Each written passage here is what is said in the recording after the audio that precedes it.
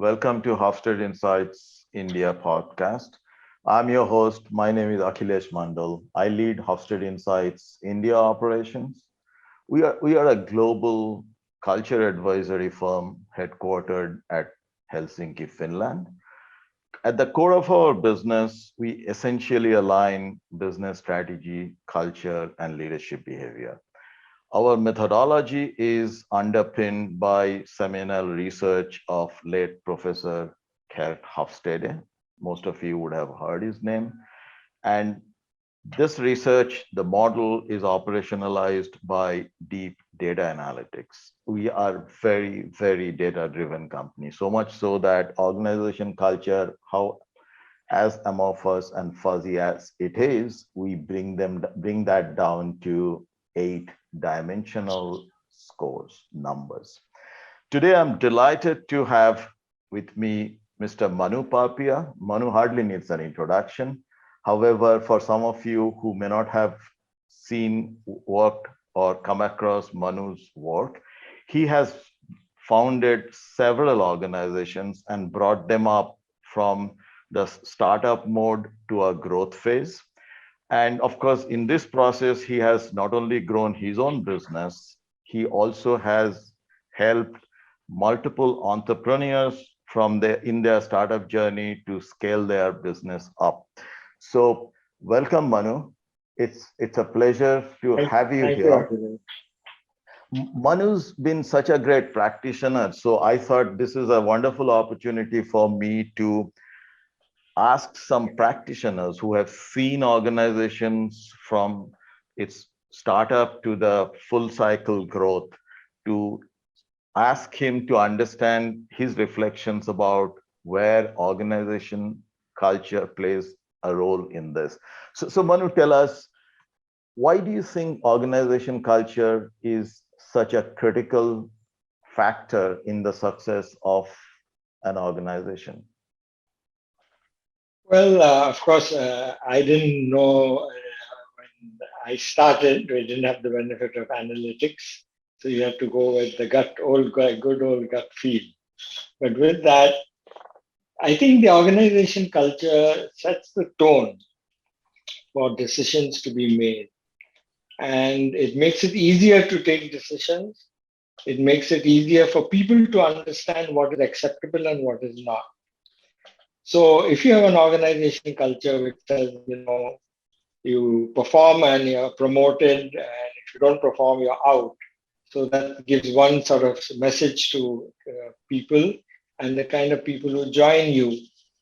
Similarly, if you have a culture which says that it's okay not to perform and, there's no deliverables, or if you don't meet your performance targets, it's okay. It will reflect on the organization and obviously the performance of the organization. So it's very fundamental, the tone you set. And it's not only about performance, but the transparency. Are you setting a tone of, you don't keep your figures, your data? It's not sort of isolated and shared with only the top few. You are free with the data. You expect people to understand and you treat them as adults, or you hide the data, your performance, your financial results, and so on. So it's a very deep rooted thing, and as an entrepreneur, you get the chance to set the culture, set the tone. Let me put it that way, which translates into the culture. And the culture and values are generally closely associated. So if your values are for transparency, integrity, and so on, you will set the tone for the culture of the organization accordingly. That's interesting. Tell me, when I look at startups, most of the time they're actually struggling to keep their head above water, right? Yeah. At what stage do you really sit down, deliberate, and say, hey, this is the kind of culture we would like to build? Or it just happens, as you say, it's the promoter's shadow or the CEO's shadow, or the values that bring the culture that gets set in. I think it's the shadow. It's not. it's if you want to change your culture, then you might have to sit down and say, look, I've been too laid back, I've been too aggressive, whichever way it is, and then I need to change it, and so on, or we need to change it. But the culture, like I heard a story when after I retired, of what our guys did they make a delivery to Maruti Suzuki. Like they worked till 4 a.m. at night. I never knew they worked till 4 a.m. until the day they told me. But that was the culture, right? Because it was the excitement. We are doing something different, and it's up to us. And when it's up to us, people will go the extra mile. I mean, it's not about performance as you are saying that, you have to achieve 30% growth, 20% growth. It's up to us. So people go all out and they work till 4 o'clock in the morning. And then the story goes even more interesting. In those days, there were floppy drives. So there were 24 floppies which had to be carried. And one of them was left in the, machine. Mm-hmm. So they found it. There were no cell phones and all that. So another guy got on the mobike and went all the way to the airport. There was, of course, in those days, no security, etc., and handed the last floppy to the guy who was going to fly to Maruti. Now, that kind of performance, that kind of, I would say, ownership comes about from the culture that you have set, the tone you have set to the team. And they'll go the extra mile. They don't care. It's 4 o'clock. It's 4 o'clock. We have to deliver. We have to deliver. Interesting. So, once you set the right culture, whether you are there or not, things get catalyzed, things get propelled. It's like they Yes, say, the best leaders are those where, the team works while the leadership is not around. So, to an extent, you set the right culture and things go. You really do not have to intervene, manage, and so on and so forth. So, it's a real absolutely enabler right. in. Yeah, So, it's an enabler, and it frees you as a leader to do other things, right? I mean, you don't have to monitor. Did it go? Is it happening? Not happening? You know it's happening, and if it's not happening, they should tell you. That's all. wonderful. So this is what we believe so too.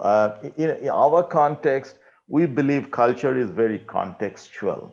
Culture Hmm. is contextual to the extent that if you really need to be building culture as your competitive advantage, you just can't have any culture, right?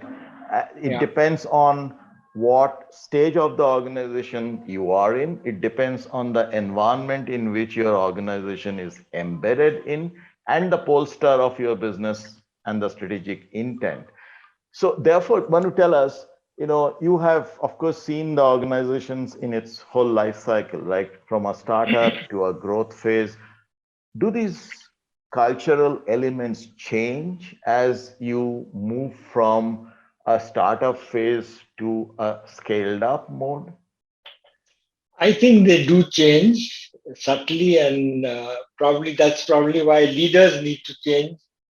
Like a leader may be the right person in the startup phase, and then it may change, as you grow on, become larger. Now, the excitement of a startup is difficult to maintain as you expand.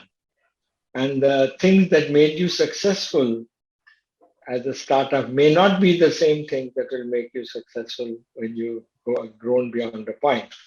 Because, unfortunately, processes become more important. The importance of process. Now, you build in certain processes when you are starting up. There's no doubt. I mean, if you don't have some processes, then that culture helps you build some processes. But as you build more processes, it's almost inevitable at least I haven't been able to come across where it's difficult to marry creativity, ownership, and so on with, uh, uh, you know, excitement. So I had a mantra that I didn't like levels, you know, Okay. in the organization. I said, does it really matter if you're senior engineer or you're called manager or general manager or whatever title, right? But I mean, as long as you're playing the role, you're the head and you're responsible. So why do you need a title? But I soon realized that, not soon, but took me some time to realize that that doesn't work,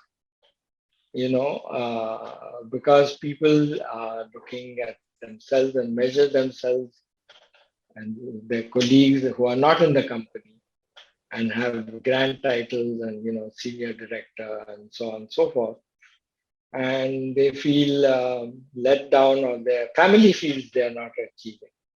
So and as you expand, you have to build some sort of structure around you to take decisions.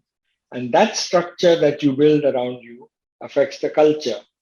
So the freewheeling culture or the culture in which you said, you take the decision and go ahead, becomes integrated, has to integrate with the responsibility that you have. And then you have more shareholders, you have more stakeholders, you have more people who are affected.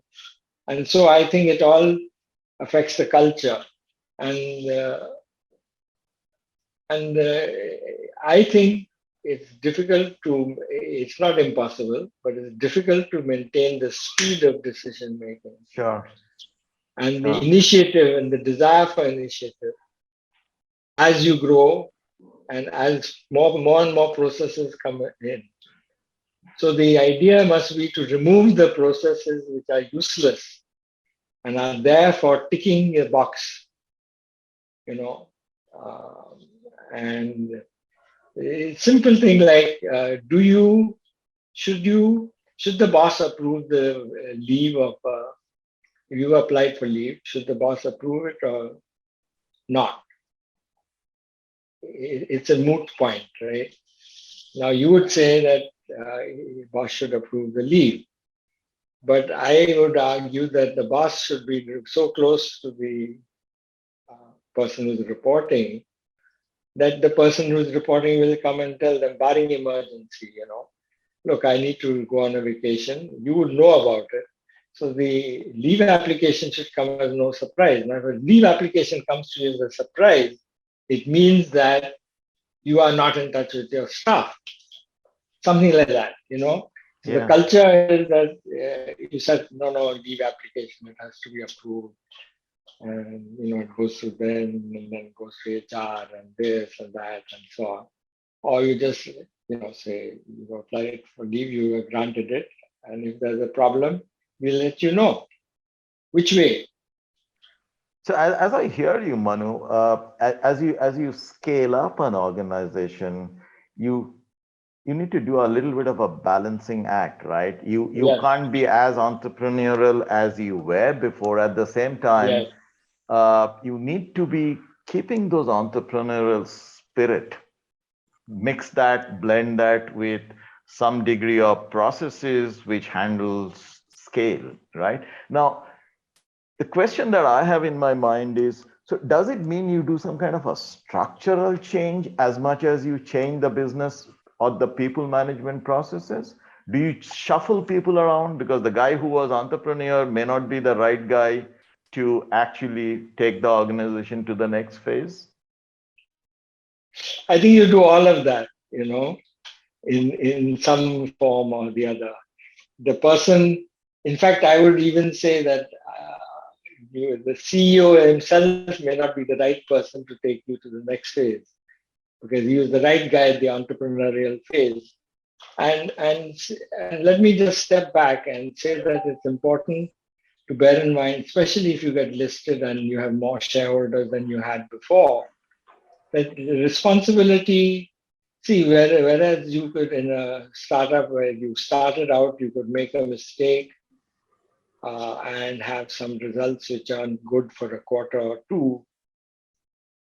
It has a different responsibility. For example, if you're listed, if you don't have good results for a quarter or two, your share price might take a hammering, and your shareholders won't be very happy. So you have to blend that, so the tone changes and everything changes. So the people who are entrepreneurial may not be the same people who are the right people for taking on as you grow. Now, I've seen, not even in my necessarily in my company, other companies, like a company I know which has been very successful, had a R&D director who, would be on the prowl up to 9 o'clock at night and, reading code and doing this and that, and was quite aggressive and abusive at times, but actually a very nice person at heart. But at some stage, that abusiveness got to the team, which had expanded more and more. And they had to ask him to leave. And I Yeah. could understand that because he wasn't the right person in the right for that next phase of the company. I kind of echo what you just now said, Manu, because sometime back we had a similar experience. We were consulting with a fintech company in Western Europe. Uh, the founders, the co-founders had multiple roles. Someone was the CEO, someone was the CFO. And once they actually wanted to get to the scale up mode, when we did the data analytics, one of our recommendation was the CFO should now become the CEO because you guys need to be getting far more process driven. You cannot just run this scaled up organization just by your core entrepreneurial spirit only anymore. Yeah. So Absolutely.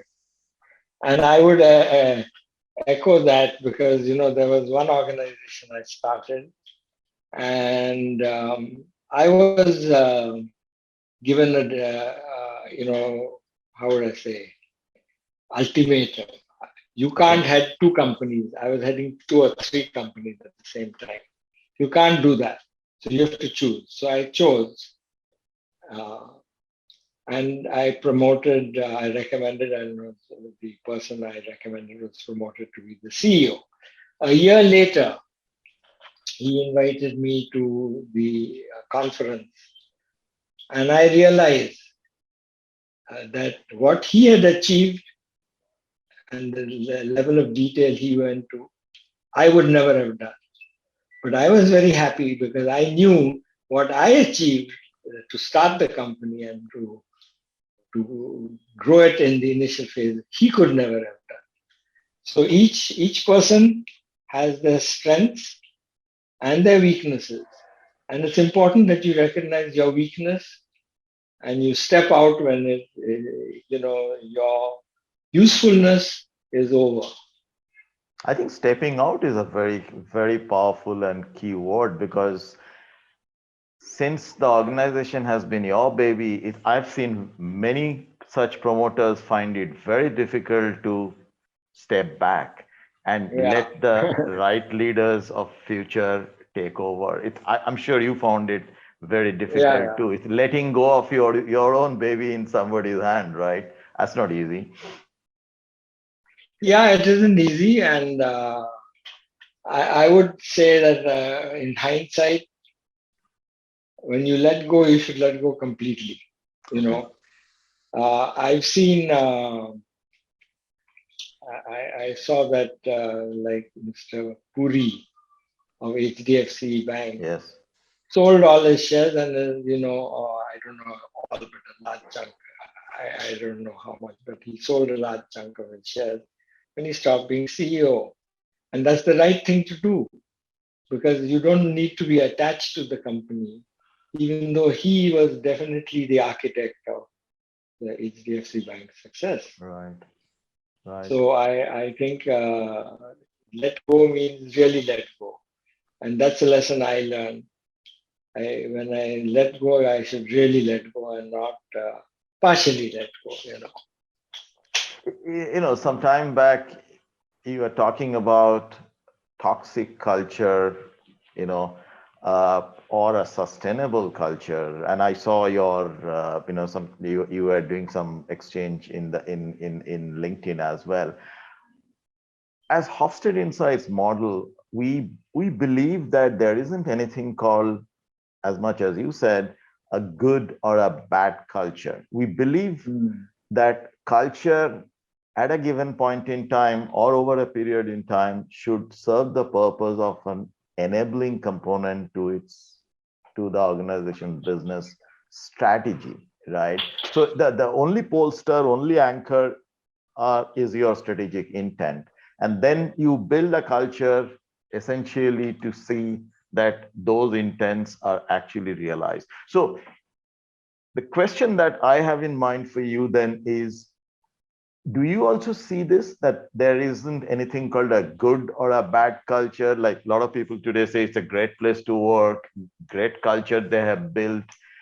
Can someone copy the same stuff and then survive in their own ways? Or you believe that every organization needs to be building its own specific, nuanced, contextual culture? So, Akhilesh, I think there are two questions in Yeah, your yeah, thing. So, okay. one is good and bad, and the other is, so, does every organization can culture be copied? Yes. Uh, so, I think that it's difficult to say there's a good culture and a bad culture. As you pointed out, it affects it depends on the situation. But I would say that certain values that you promote could be short term, you know, and you might have to change the culture of the organization very much. So supposing transparency is not in the culture of the organization, or let's say you're driving. I gave you the example of the R&D head and driving people very hard till 9 o'clock at night and 10 o'clock and so on. And I gave you the other example of someone working till 4 a.m. Without even being asked to. So I think when you have a culture which is very aggressive, and it may be very necessary to build your company at that stage. Let's say you look at Uber, they had to, more or less convince so many people that, share a taxi is not a bad idea, leave alone the customers, but even the authorities in various cities and so on and so forth. So it required a lot of, I guess you would call it chutzpah, to do that. But, after you've grown, and you sort of conquered the world, so to speak. It's very difficult to sustain that because people may not want to work for such a company, and it tends to unwind. So, whereas if you had a culture of transparency and so on, and you may not have succeeded at that point in time, but your culture may not have to change that much. Okay, uh, so that's why I think there's no good culture, bad culture. But if you have a very aggressive culture in today's day and age, I think you'll have to change it at some stage. And then most likely you'd have to change the top person, the CEO, and maybe some of the related functions, because they embody that driven culture so much that it can't really work out. And now on your other question, can a culture be copied? I don't think it can be copied, but it can be emulated. Okay. You can learn from other people, which hopefully all each of us do, and emulate some of the good points and make your own blend suitable for your own situation. Yeah, I think that's a good wrap. The way we look at this also is that culture uh, there are two aspects of an organization culture. One is this value driven, all pervasive stuff that you want to drive across the organization, regardless of what stage you are, which function you are leading, and so on and so forth. The other part is contextual, and both of these, of course, as you say, can be emulated, can be brought in by looking at other similar organization, but they have to be blended in your context. So with Yeah. that, Manu, I think at this point in time, we would do a wrap on this. And thank you so much for the reflections of your own practices, your own ways that you have done this. I would like to do this kind of sessions, of course, more often. And to the viewers, thanks so much for your time. Please do let us know any other similar topic that you would like us to cover. We would be very, very happy to do so. Thanks once again. And Manu, obviously, Thank you. great Thank you, thanks to Akhilesh. you. Thank you, Akhilesh. It's been a pleasure. Thanks so much.